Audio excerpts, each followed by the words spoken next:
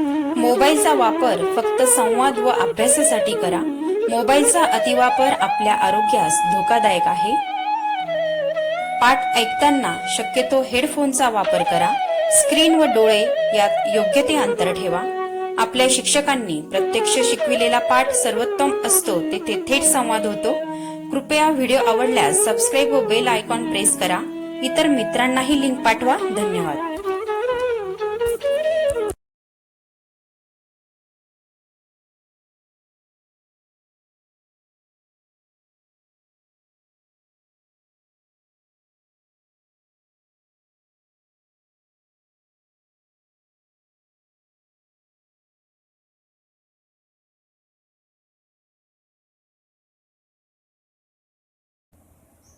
नमस्कार विद्यार्थी मित्रांनो.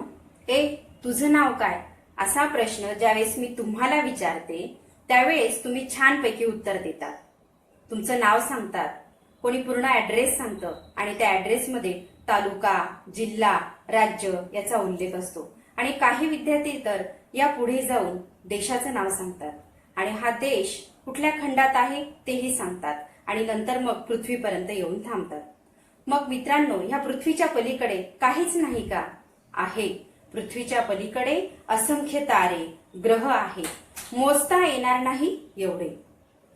त्यापैकीच सूर्य हा तारा जो तेजस्वी आहे, पृथ्वीच्या जवळ आहे, याविषयीची आपण अधिक माहिती जाणून घेणार आहोत आपली पृथ्वी, आपली सूर्यमाला या पाठामध्ये. चला तर मग आकाश निरीक्षणाने सुरुवात करूया. मैदानात उभे राहून वर पाहिले असता आपल्याला काय दिसते? आकाश. रात्रीच्या निरभ्र आकाशात अनेक चांदण्या दिसतात. त्या पृथ्वीपासून खूप दूरवर आहेत. काही चांदण्या आकाराने मोठ्या आणि ठळक दिसतात, तर काही चांदण्या मात्र लहान आणि अंधुक दिसतात.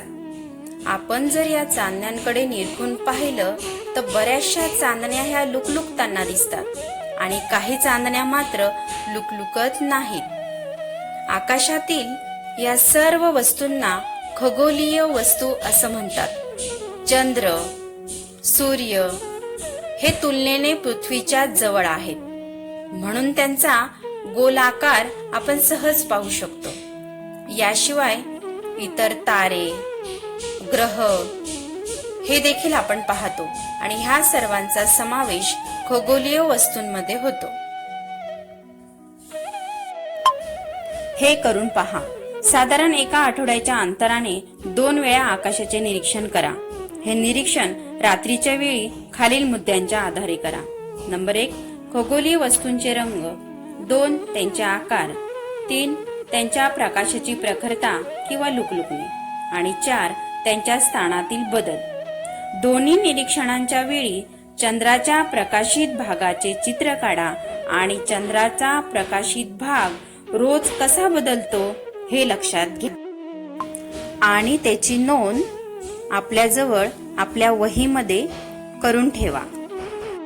आकाशाचे निरीक्षण करताना आपल्याला काही चांदण्या ह्या लुकलुकताना दिसतात. त्यांना तारे असं म्हणतात. त्यांचा प्रकाश हा कमी अधिक होताना आपल्याला दिसतो. तारे हे स्वयंप्रकाशित असतात. सूर्य हा एक तारा आहे. इतर ताऱ्यांच्या मानाने तो आपल्यापासून जवळ आहे, म्हणून तो मोठा आणि तेजस्वी दिसतो. त्याच्या या प्रखर प्रकाशामुळे आपल्याला दिवसा चांदण्या दिसत नाहीत. आकाशात आपल्याला काही चांदण्या अशा दिसतात की त्या लुकलुकत नाहीत. त्यांना ग्रह म्हणतात. ग्रहांना स्वतःचा प्रकाश नसतो, तर त्यांना प्रकाश कोणापासून मिळतो? सूर्यापासून. ग्रह हे स्वतःभोवती फिरता फिरता ताऱ्यांभोवती फिरतात. आपली पृथ्वी ही देखील एक ग्रह आहे आणि ती सूर्याभोवती फिरते. त्यालाच पृथ्वीचे परिभ्रमण असं म्हणतात. पृथ्वीशिवाय सूर्याभोवती परिभ्रमण करणारे आणखी 7 ग्रह आहेत. ते पुढील प्रमाणे: बुध, शुक्र, मंगळ, गुरु, शनी, युरेनस, नेपच्यून अशी त्यांची नावं आहेत. प्रत्येक ग्रह हा सूर्याभोवती एका ठराविक मार्गातून परिभ्रमण करीत असतो. त्या मार्गाला त्या ग्रहाची कक्षा असं म्हणतात. सूर्य हा तारा आणि सूर्याभोवती फिरणाऱ्या ग्रहांना एकत्रितपणे सूर्यमाला म्हणतात. सूर्यमालेत ग्रहांबरोबर इतरही काही खगोलीय वस्तूंचा समावेश होतो आणि त्या देखील ग्रहांभोवती परिभ्रमण करतात. त्यांना उपग्रह म्हणतात. रात्री आकाशात आपल्याला चंद्र दिसतो. तो स्वतःभोवती फिरता फिरता पृथ्वीभोवती फिरतो, म्हणून त्याला पृथ्वीचा उपग्रह म्हणतात. सूर्यमालेत बहुतेक ग्रहांना उपग्रह आहेत आणि हे ग्रह आपापल्या उपग्रहांसह सूर्याभोवती परिभ्रमण करतात. पौर्णिमेच्या दिवशी चंद्राचं स्वरूप या पद्धतीने आपल्याला दिसते. नेपच्यून ग्रहाच्या पलीकडे सूर्याभोवती प्रदक्षिणा घालणाऱ्या काही लहान आकाराच्या खगोलीय वस्तू आहेत. त्यांना बटुग्रह म्हणतात. यामध्ये प्रामुख्याने प्लुटोसारख्या खगोलीय वस्तूंचा समावेश होतो. बटुग्रह सूर्याभोवती स्वतंत्रपणे परिभ्रमण करतात. बटुग्रहांना स्वतःची कक्षा असते. मंगळ व गुरु या ग्रहांच्या दरम्यान असंख्य लहान लहान खगोलीय वस्तूंचा एक पट्टा आहे. या पट्ट्यातील खगोलीय वस्तूंना लघुग्रह म्हणतात. लघुग्रह हे देखील सूर्याभोवती स्वतंत्रपणे परिभ्रमण करतात. सूर्याच्या तुलनेत इतर खगोलीय वस्तू आकाराने खूपच लहान आहेत.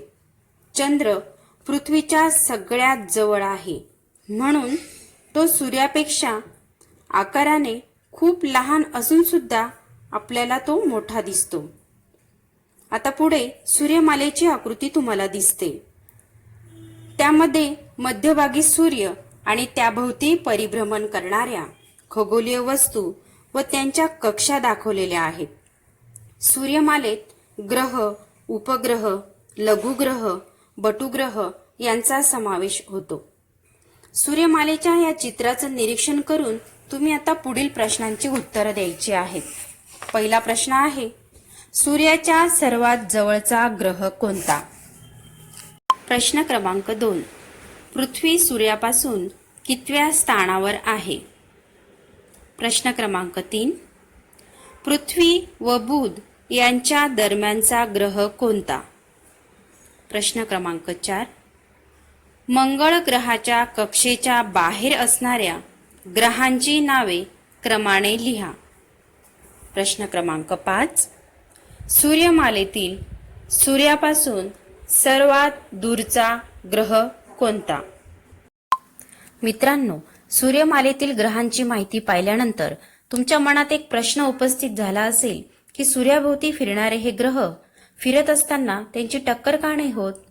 तर त्याचं उत्तर आहे गुरुत्वाकर्षण. खगोलीय वस्तूंमध्ये एकमेकांना स्वतःकडे खेचण्याची म्हणजेच आकर्षित करण्याची शक्ती असते. या शक्तीला गुरुत्वाकर्षण शक्ती म्हणतात.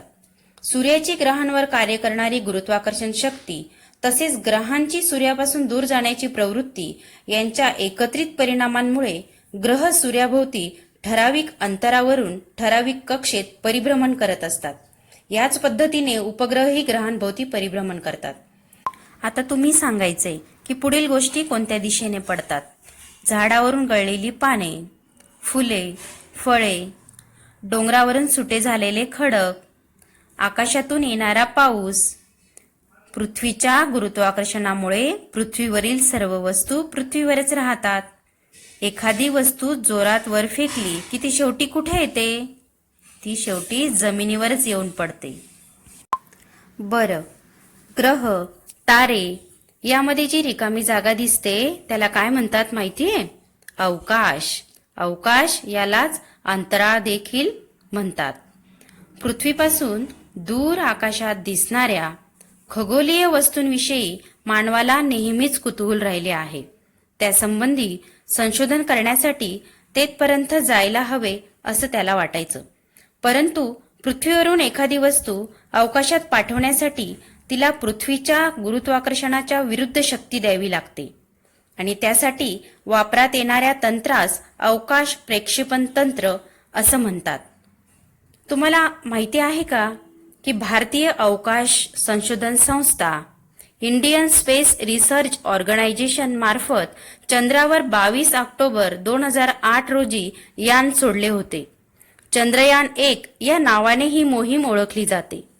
मंगलयान हा भारताचा आणखीन एक महत्त्वाचा उपक्रम आहे. हा उपक्रम मॉम या नावाने प्रसिद्ध आहे. 5 नोव्हेंबर 2013 रोजी मंगलयान मंगळ ग्रहाच्या दिशेने झेपावले. हे यान मंगळ ग्रहाभोवतीच्या कक्षेत 24 सप्टेंबर 2014 रोजी प्रस्थापित झाले. पहिल्याच प्रयत्नात इस्रोने हे यश प्राप्त केले आहे. भारताची ही दोन्ही याने मानवविरहित आहेत. चंद्र व मंगळाच्या सखोल अभ्यासासाठी ही याने पाठवलेली आहेत. हे चंद्रयानाचे छायाचित्र आणि चंद्रावरून दिसणारी पृथ्वी. दिवाळीच्या फटाक्यांमध्ये रॉकेट नावाचा फटाका असतो. त्यात विस्फोटक पदार्थ ठासून भरलेले असतात. त्यांचे झपाट्याने ज्वलन होऊन खूप ऊर्जा निर्माण होते. रॉकेटच्या रचनेमुळे फटाका ठराविक दिशेत वेगाने ढकलला जातो. अवकाशयानाचे अवकाशात प्रक्षेपण करण्यासाठी शक्तिशाली अग्निबाणांचा म्हणजेच रॉकेटचा उपयोग करतात. रॉकेटमध्ये प्रचंड प्रमाणावर इंधन जाळले जाते आणि त्यामुळे हजारो टन वजनाचे अवकाशयान अंतराळात नेले जाते. 20व्या शतकात जगातील काही देशांनी अवकाश प्रक्षेपण तसेच अवकाशयानासंबंधी तंत्रज्ञान विकसित केले. शेकडो अवकाशयाने अंतराळात पाठविली. आपला देश अवकाश प्रक्षेपण तंत्रज्ञानाच्या विकासासाठी प्रसिद्ध आहे. काही अवकाशयाने कायमची अंतराळातच राहतात, काही पृथ्वीवर परत येतात, तर काही दुसऱ्या ग्रहांवर किंवा उपग्रहांवर उतरवली जातात. तुम्ही हा फोटो पाहत आहात तो आहे भारतीय अंतराळवीर राकेश शर्मा यांचा. 1984 साली अवकाशात जाणारे हे पहिले भारतीय अंतराळवीर होत. इस्रो व सोव्हिएत इंटरकॉस्मॉस यांच्या संयुक्त अंतराळ मोहिमेसाठी अवकाश स्थानकात त्यांनी 8 दिवस वास्तव्य केले. त्या वास्तव्यादरम्यान त्यावेळी असलेले भारताचे पंतप्रधान स्वर्गीय इंदिरा गांधी यांनी केलेला संवाद. लेकिन थोड़ी से पूछती हूँ, जमीन पर तो आपकी ट्रेनिंग बहुत कठिन रही और एक वैसा ही वातावरण बनाया गया जैसे कि अंतरिक्ष में होता है. अब आप वास्तव में अंतरिक्ष में हैं, तो क्या वैसी ही हालत है या कुछ अलग लग रहा है? जी, पहले तो मैं भारत के नागरिक होने के नाते आपको धन्यवाद देता हूं और मेरे क्रू मेंबर्स भी मेरे साथ आपको धन्यवाद देते हैं आपकी बधाई के लिए. जैसे आपने कहा हमारी ट्रेनिंग बहुत रवीश मल्होत्रा की और मेरी दोनों की ट्रेनिंग काफ़ी मुश्किल थी, मगर अभी हमें आके पता लग रहा है कि ये जो ट्रेनिंग हमें मिली ये ट्रेनिंग ज़रूरी थी, क्योंकि जब भी हमारी डॉकिंग मनूवर हुआ है बगैर किसी तकलीफ के, हमें तो ऐसे लगा जैसे कि हम सिमुलेटर में ही बैठे हुए हैं. तो ये हमें सब बताता है कि जो ट्रेनिंग हुई है, कड़ी ट्रेनिंग, इसकी ज़रूरत थी, जिसकी वजह से हम बगैर किसी तकलीफ के सक्सेसफुल डॉकिंग कर पाए हैं. ऊपर से भारत कैसा दिखता है आपको? जी, मैं बगैर किसी झिझक के कह सकता हूँ कि सारे जहां से अच्छा.